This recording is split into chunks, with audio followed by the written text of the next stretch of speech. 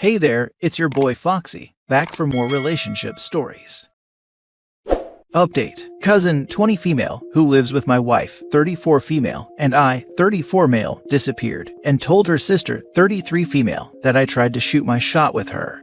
I didn't. We are confused and worried about her. Original post. This is slightly long, but I think it's helpful to give the background to understand the current situation. 2 years ago, my cousin Bex got into a college that is close to where my wife and I live. Due to COVID, she had the option to be virtual, which she chose during her freshman year, but last year she was in person. After doing virtual her first year, Bex felt anxiety about finding a roommate and living in the dorms. My wife and I told her that we would be happy to have her live with us. The arrangement worked out really well for all parties. Due to the age difference, I was always closer to Bex's older brother and sisters, one of them being Tori, who comes up later. It was nice to get to know Bex better. She's smart, with a sharp wit and great with our kids, 5 male and 3 female, who have loved having Aunt Bex around. She became part of our family, joining us for meals, family time, trips, errands, and so on. We let her know early on that she could either do family stuff with us or not. If she just wants to use our house as a place to sleep, that's fine. She has chosen to be active with us. Having Bex with us has been good for Rach and I as well. Bex has always been willing to babysit the kids, letting us get out for date nights and such. The arrangement from the beginning is that Bex doesn't pay an official rent. Instead, her parents give Rach and I $400 a month to help cover stuff like food and utilities. When Bex watches the kids, we always pay her well, and this is important later. The living situation was going well enough that Bex asked if she could live here over the summer while she continued her job, which we all agreed to. Last winter, Bex started bringing Will around. They met through some mutual friends and eventually started dating. He was a bit standoffish at first when we interacted, but he eventually learned that I had been roped into a March Madness bracket pool where I was in over my head, and Bex had asked Will to help me a bit. He is really into stuff like sports betting and daily fantasy, and helped me a lot. We definitely weren't friends, but I tried to be nice and welcoming to him. At the same time, I wasn't always crazy with how he treated Bex. He would nag her a lot about her body and her intelligence, which is crazy because she's a decent-looking and smart girl. This happened enough and got under Rach and my skin enough that Rach eventually called him out on it one time when he made a comment at a family gathering. Additionally, Bex would often make comments about how if she went out with friends, he would constantly be texting her and trying to get her to leave her friends and hang out with him. I also didn't like that he seemed to not really have any ambition in life. He didn't work, lived in an apartment paid for by his parents, and spent all of his time betting on sports and gaming. Now don't get me wrong, I love video games, but he would always tell people that he's making it as a professional gamer when his Twitch stream had maybe 15 people on it max. A little under a week ago, I was away for business for a night, but Rach texted me that Bex came home upset, saying that Will broke up with her.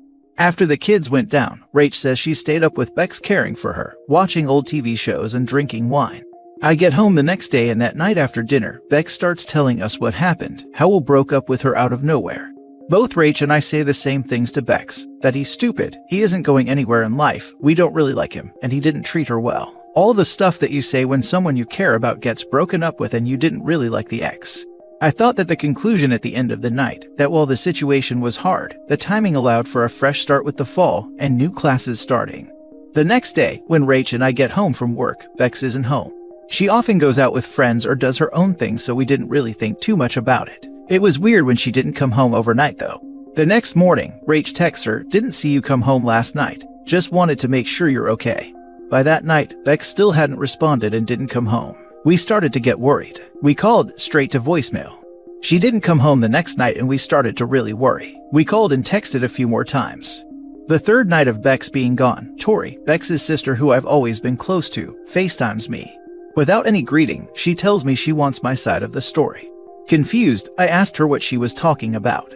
She tells me that she had been texting Bex earlier in the day, and Bex told Tori about how I had tried to shoot my shot with her. After being really confused, Tori came out with Bex's story of what happened. Will had broken up with Bex over a misunderstanding. Instead of being there for her, I had lectured Bex about how terrible of a person Will is. Bex goes and talks to Will the next day. Will tells Bex that we only asked Bex to live with us so that we would have a live-in nanny who we could stick our kids with. Will tells Bex that I was probably shooting my shot with her, and that she shouldn't come back to our house, or else I will try to manipulate her into never seeing him or any of her friends again. Now let me be clear. I did not, nor would I ever, shoot my shot with Bex. My wife Rach was present for the entire conversation with Bex about Will. Rach and I have a strong marriage and partnership. This isn't just a we have a great intimate life kind of thing. We are strongly connected by shared life and goals, strong trust and communication, healthy intimate life, committed to each other and our family. Sure, we have our issues, but we have a strong marriage, and I have no desire to blow up my family or my life by shooting my shot with anyone, much less my cousin. Additionally, when we asked Bex to live with us, her babysitting was not part of the arrangement. We paid her well and always asked her, never assuming she would babysit. We hired other babysitters a number of times when Bex wasn't able or interested in caring for the kids. To illustrate, we hired a sitter once when Bex was working on a major project. She was in the house working in her room, but we hired a sitter so she knew that she could just focus on schoolwork in her room, instead of trying to do that and watch the kids for a few hours. Today is the 7th day Bex has been gone. She has been talking to Tori, who is barely talking to us, so we think that means she's physically okay. But Rach and I are obviously still worried about her. We think that Will is manipulative and sketchy. We also have other issues we are concerned about. Bex is taking classes that just started up this week. After Tori called and we got the story, Rach decided to enter Bex's room for some clues about where she went, and saw that her backpack with her school stuff was still there. Unless she went without her stuff, this means that she has missed this whole week of classes. All of Bex's stuff is still here. It's not like she suddenly moved her things out. I am sure that she wants like her clothes, jewelry, personal items, and so on. I'm nervous Will just show up at our house to collect those things. It's not like she's a renter where there's a lease and we can evict her or anything. Rach and I were supposed to go away next week for a long weekend for our anniversary where Bex was supposed to be staying with the kids. Obviously, we can't count on her to do that. The other issue is that 3 weeks ago, after she agreed to the plan, her laptop fell and broke the screen. We fronted her the money for taking care of the kids and paid $400 of what we were going to pay her to get her laptop fixed. How do we get that back, short of taking her to court? Her parents are convinced that Bex will come home any minute and that she will do the babysitting and say they want us to be patient. We are confused by what she is doing and feel unconvinced that she'll pay us back. Just generally, I would really appreciate any advice on where to go from here. What do I say to family who heard that I came on to my cousin? Is there any repairing things with Bex? Now for the top advice before reading the update. Has Tori actually seen Bex since she left, or are they talking exclusively through text? She disappears immediately after a nasty breakup with a sketchy partner, and the story as to why makes zero sense. Yup, I'm calling the cops. OP, please see this. I never even thought about this possibility until I read your comment. Now I'm freaked out. I hope she's okay. That was literally my first thought. The first sentence on Will read like a true crime story on YouTube. I saw more red flags on him as the story progressed. Please confirm that they've spoken on the phone or FaceTimed. The fact that she texted her sister all of this is really concerning. The fact that she didn't bring anything with her is really concerning. The fact no one has called the cops for a wellness check is incredibly concerning. Has anyone even confirmed that she is actually at this dude's house? The dude that randomly dumped her for no reason. How are people not freaking out more about this? Yeah, this is absolutely terrifying. And now for the update. First, let me say, Bex is safe now, but it was a scary ordeal. Thanks for everyone who responded and gave me a wake-up call in the last post. Bex has a habit of going out with friends and staying the night, plus she sometimes isn't the best texter, so I honestly didn't realize how serious the whole thing was until all of your comments started rolling in. Honestly, I was in shock at first with the comments. Even writing it out didn't help me see the danger that she was in. It was only after the comments started coming in and I went back and reread what I wrote that I actually saw how crazy the whole story was and how shockingly cavalier I was being about the whole thing. I'm embarrassed by my original post. When I made the post, I was embarrassingly focused on myself, my needs, my image, and what people would think of me. My selfishness didn't let me see the bigger issue of Bex's safety. The comments helped me to realize that I needed to do more to make sure Bex was safe. The first thing I did was call Tori and see if she had talked to Bex. She said she had, but it had been 2 days. I shared some of the fears I had about a harmful relationship, and I could tell that Tori was still having a hard time deciding who to believe. Despite this, she reached out, and Bex's phone went straight to voicemail. This went on for a full day of calls. Tori and I decided to call the police and request a wellness check on Bex at Will's place. The cops tried with no answer at the door, but a neighbor of Will's told the cops she had seen them packing Will's car and had not seen them for a few days. A missing persons report was created. 2 weeks after Bex's disappearance, her sister Tori called me. She told me that Bex was safe at her house and apologized for what she had said to me on the call right after Bex left. She explained that there was a whole story and that she'd like to come over with Bex the next day to speak to Rach and I. The next day, Tori and Bex drive down to our place. We all sat and eventually, Bex comes out with the story. It's long and a bit confusing. I'm not sure if we'll ever know the full story, but here are the main bullet points from Bex. Will had gotten jealous that Bex was meeting up with some friends and broke up with her. He immediately started blowing up her phone, but she ignored him the day Rach and I had talked to Bex. She went over to his place the next day to get her stuff and tell him off, but he started crying, said he was sorry, and that he had this big romantic surprise for her. He wanted to take her to the Grand Canyon. Bex has always wanted to go and talks about it regularly. She decides to give Will a second chance and hops in the car with him. They swing by our house while my wife and I were at work so she can pack some things, and then they start driving. On day 2 of their romantic getaway, she talks to her sister Tori that she was back together with Will, and that it had all been a misunderstanding. She suggested that they were at Will's place, not saying that they were multiple states away. They pull into a hotel in Arizona. Bex goes and showers. While in the bathroom, Will took her phone and texted Tori all the stuff about how manipulative Rach and I are and how I tried to sleep with her.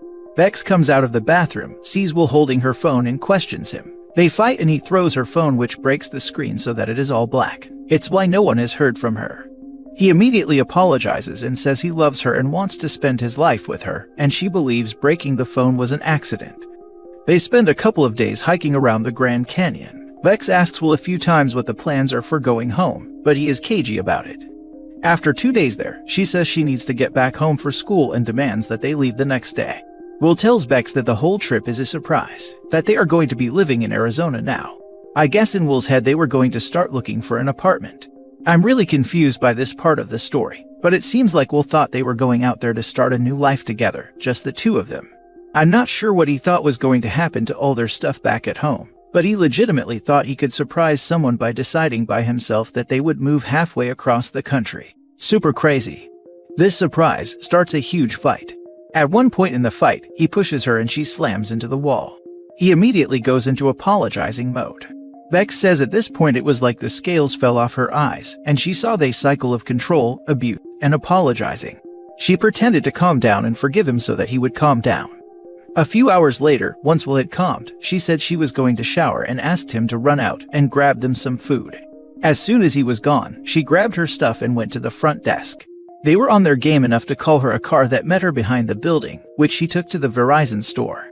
Verizon was able to get her a new phone, which she used to immediately call Tori and explain what happened. Then she bought a plane ticket and flew home. It's clear that this whole ordeal has weighed on her a lot. She spoke about being terrified of Will, feeling like he had kidnapped her and was holding her hostage.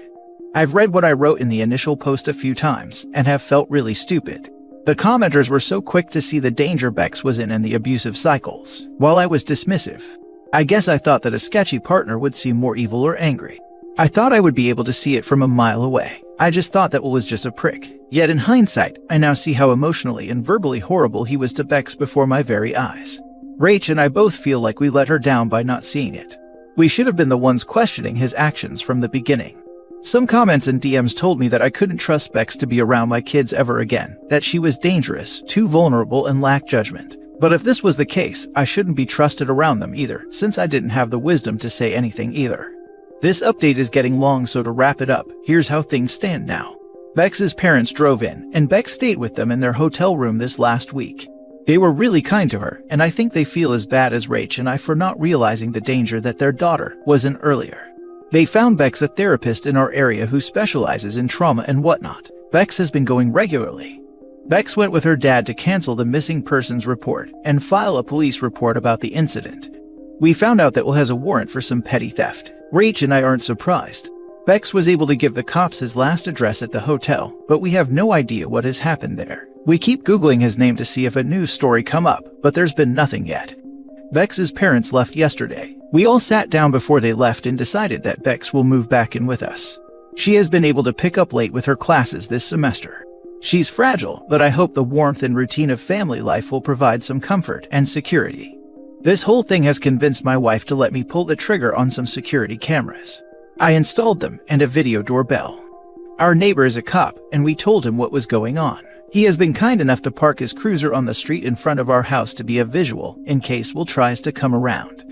Thanks again for everyone who commented and helped on my last post. Your comments were instrumental in helping us see the situation in a new light. Well, considering some of the stories of possessive boyfriends unaliving their girlfriends, I think OP's cousin might have emerged from this pretty lucky. Yes, as an aside, I would never go to the Grand Canyon with a jilted lover, or anywhere remote and dangerous. I was so convinced he was going to try to end her. I'm not convinced that he wasn't still going to try to end her. Even if she'd been perfectly amenable to living there with him at the drop of a hat, at some point she'd have done or said some innocuous thing that would probably have flipped the switch in his brain. He thought he could surprise her with a move to another state without any of their things while she was enrolled in school. That's a delusional level of crazy. Glad that Bex is safe. Did her ex really suggest her cousin was hitting on her? And her sister believed it. Is this Game of Thrones? Her sister believed it from only a text too. Yeah, no wonder OP was focused on themselves and didn't realize the danger to Bex. His own family was accusing him of being a predator. I'm glad he's learned to think outside of himself a bit more, but I'm surprised older cousins seem to have zero idea about the reality of her sister living with her cousin. It's possible it was just a knee-jerk reaction. If my younger sister texted me and said an older male cousin made a pass at her, my first instinct would be to protect my sister, not to insinuate that she was lying or demand a FaceTime call. Obviously, I would have follow-up questions, especially if I had thought the cousin was a decent guy. I'm guessing Tori also had questions, but that Bex not responding immediately wasn't a red flag because she was an infrequent texter. If OP sees this, they need to change the locks on doors and make sure windows are secured. I survived a horrible relationship, and this is not over in my opinion. They also need a plan for a safe house they can get to, which the ex knows nothing about, in case he starts to stalk them.